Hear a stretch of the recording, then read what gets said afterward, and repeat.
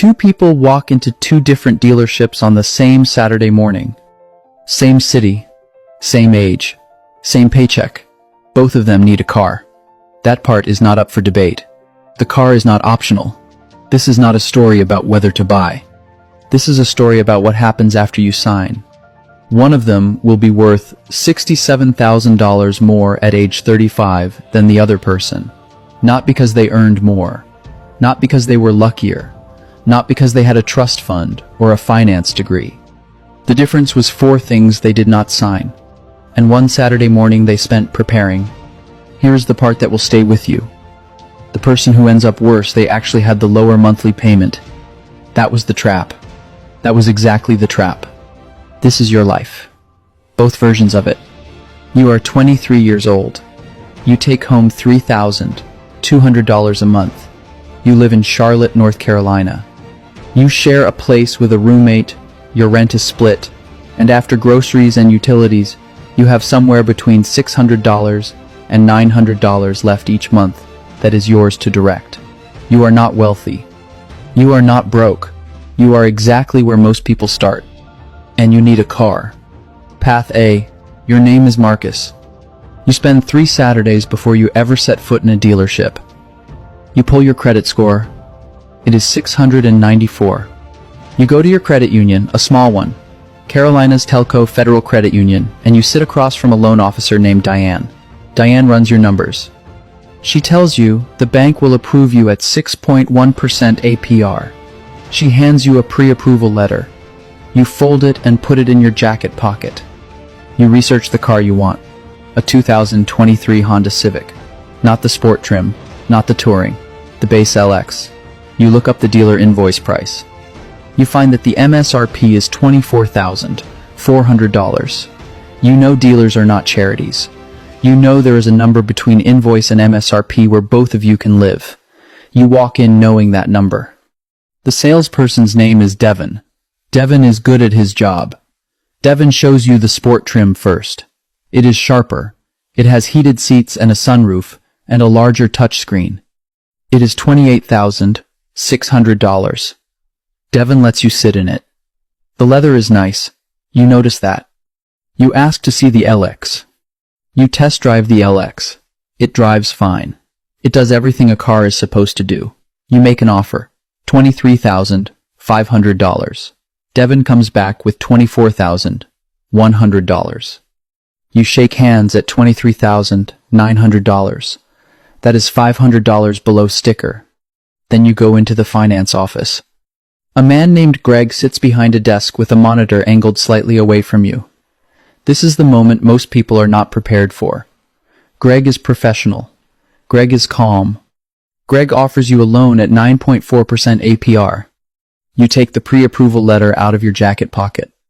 You tell Greg you have been approved at 6.1% through Carolina's Telco. You tell Greg you will use that financing unless he can beat it.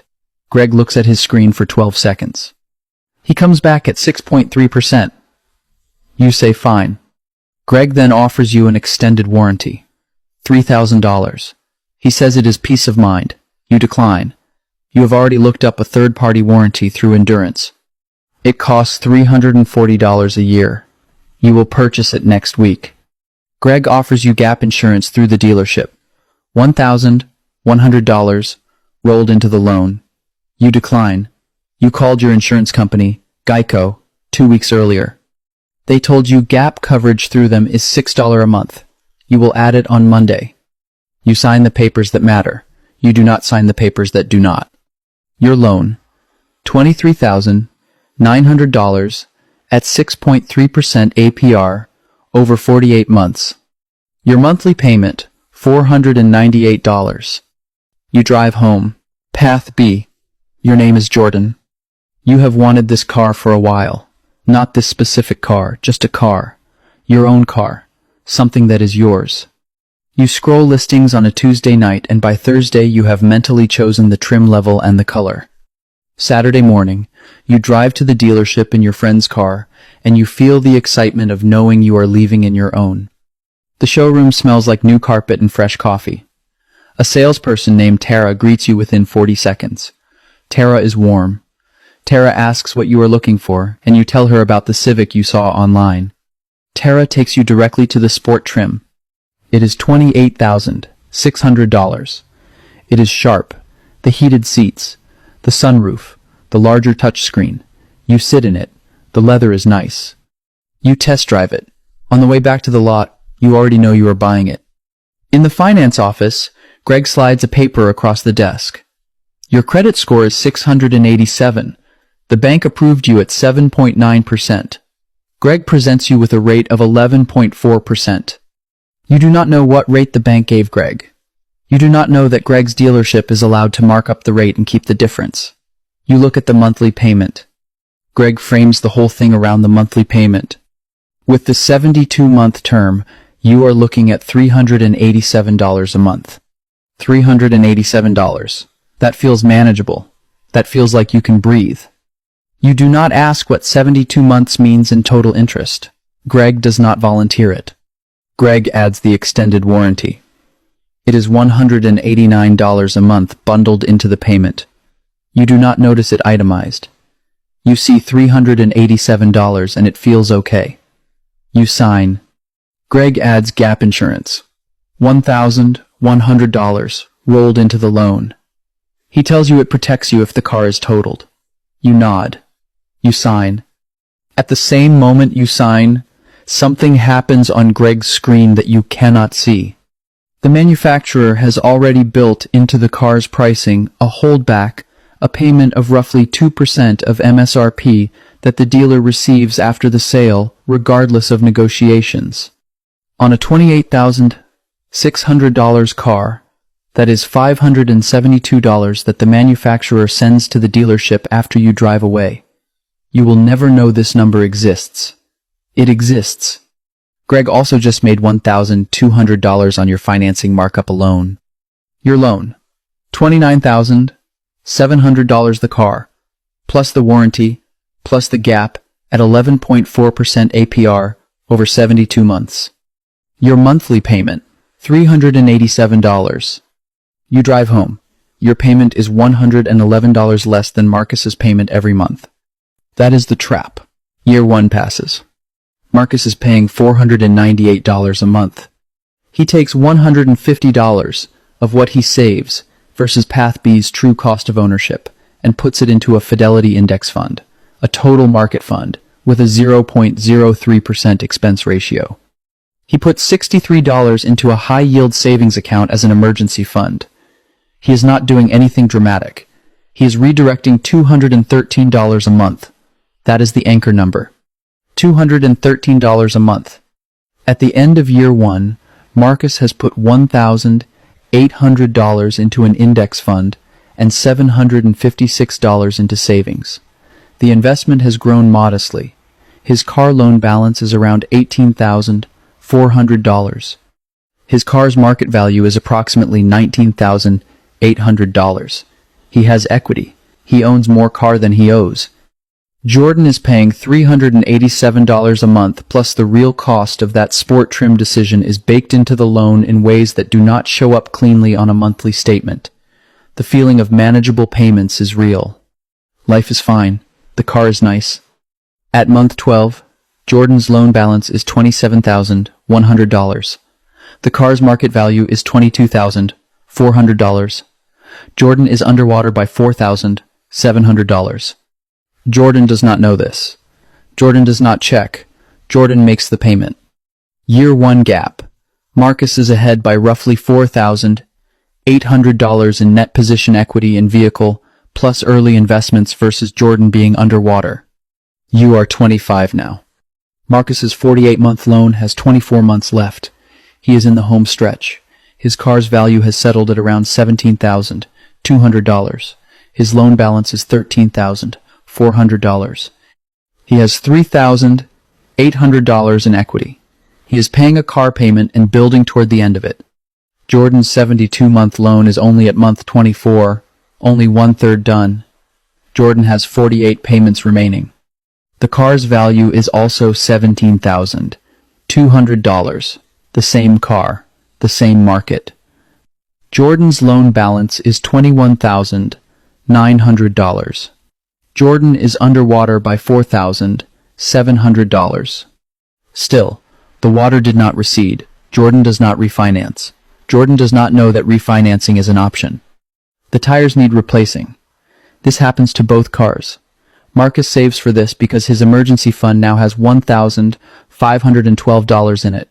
He pulls $680 from savings. It is uncomfortable but survivable. Jordan does not have that cushion. The $680 goes on a credit card at 19.9% APR. Jordan makes minimum payments on it for 9 months. The tire replacement ends up costing $847 in total. Marcus's index fund now has $4,720 in it. The market moved, some months up, some down. Historical average returns on total market index funds have been approximately 9% annually over the long run. Though past performance does not guarantee future results, the number has grown. Marcus begins doing something else. He looks at his loan payoff date, and he calculates what happens in 24 months when his car payment disappears. He does the math. $498 a month freed up.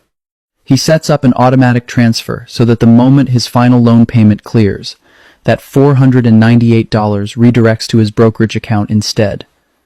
He does not give himself the option to lifestyle inflate. The transfer is automatic. 2-year gap. Marcus's total net financial position related to his car decision is ahead by approximately $14,000. That includes equity difference, investment difference, and debt differential. That number will not stay at $14,000. You are 28. Jordan's car is starting to feel old. It has 61,000 miles. The sport package still looks good, but the technology feels dated. A friend named Priya got a new car last month. Jordan drives by dealerships on the way to work. Jordan makes a decision. The 72-month loan has 24 months left. Jordan wants out. The early termination clause is in the contract. Jordan did not read it in full at 23. The penalty is $2,800. Jordan pays it. Jordan trades the car in. The dealer offers $13,400 for a car with a payoff balance of $16,200. Jordan writes a check for $2,800 to close the gap. Then Jordan drives off the lot in a new lease. The lease is $341 a month for 36 months.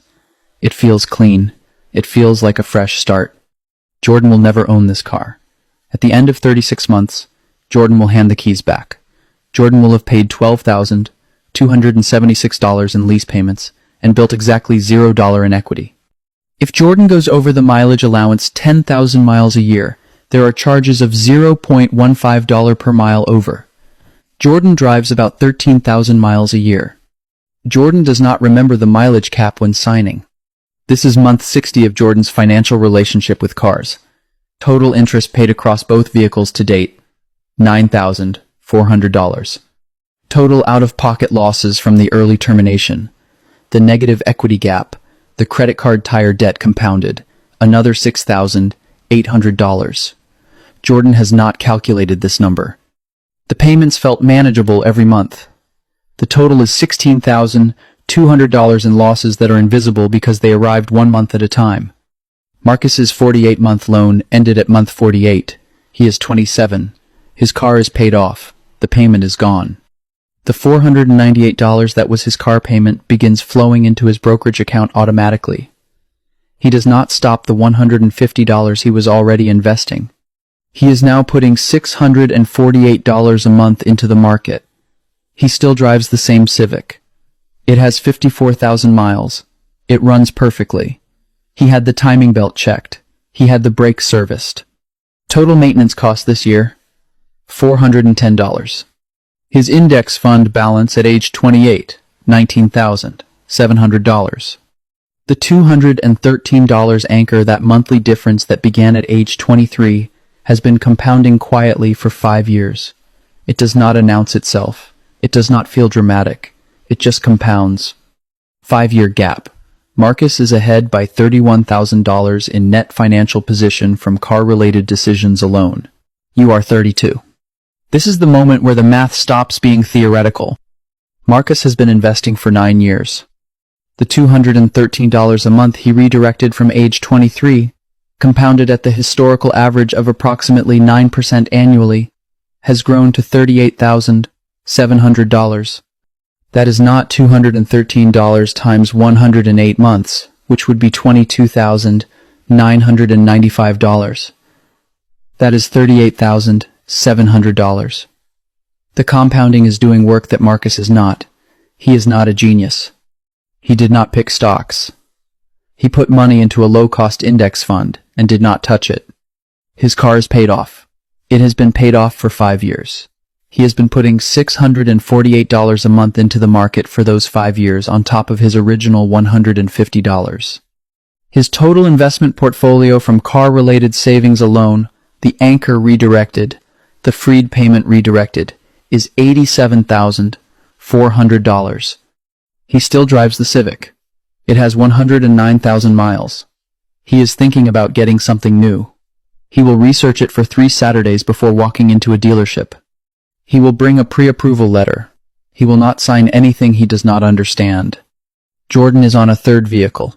The lease ended. Jordan did go over mileage, 9,000 miles over 36 months at $0.15 per mile. That was $1,350 handed back at lease end. Jordan leased again. Another 36-month term. Another $329 a month. Another car Jordan will never own. Total interest and fees paid across all 3 vehicles, $14,200. Total money lost to negative equity, early termination, over mileage, gap insurance markup, extended warranty markup, financing markup, $18,400. Total combined loss from car decisions, $32,600. Jordan has no car-related investments. The $213 that was never redirected, never compounded. The anchor was never set. The difference that started at $213 a month when they were 23 is now a $38,700 gap in investment assets alone, before you count the debt differential, before you count the lost equity. Jordan is not a bad person. Jordan went to work every day. Jordan made every payment. Jordan showed up. Jordan lived life. Jordan did not sit around making reckless decisions. You are not foolish. You went to work, you made payments, you lived your life. But the system you built at 23 was a payment system, not a building system. Systems compound. Both kinds. Midpoint gap, age 32, $98,000, when you measure Marcus's positive position against Jordan's negative position in total vehicle-related financial outcomes. That number is almost impossible to accept. But it started with $213 a month. And a pre-approval letter. And 4 things one person did not sign. You are 35.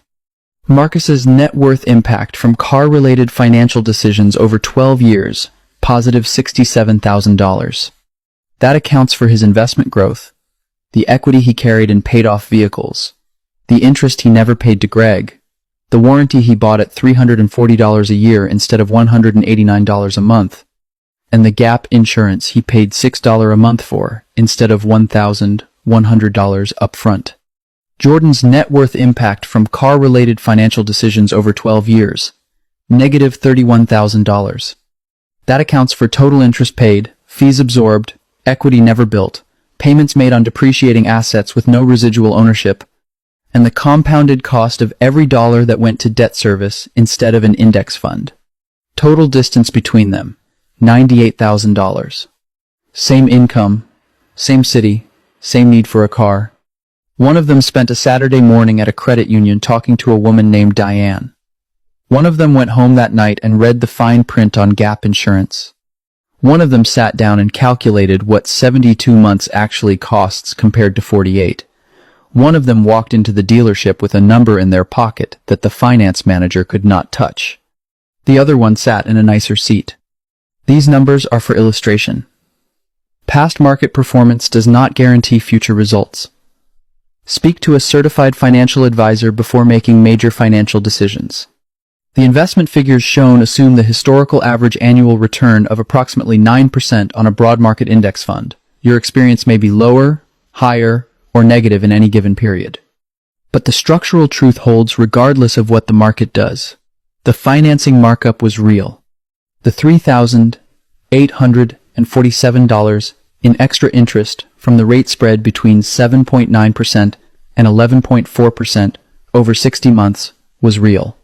The $5,900 in extra payments from financing a sport trim instead of a base model was real. The $800 difference between dealer GAP and insurance-provided GAP was real. None of that required a bull market to be devastating. It required only a signature. 4 signatures.